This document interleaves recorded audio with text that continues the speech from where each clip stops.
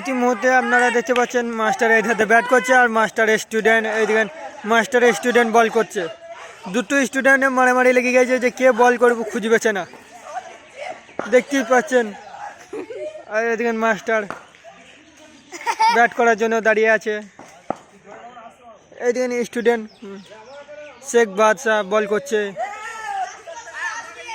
এই দেখো মাস্টার এ ব্যাট করছে। এই এই এই ও গুড শট, ও শট কি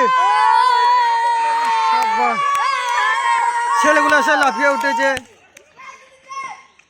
ও শট কি বল কোথাও পড়লো দেখো। ও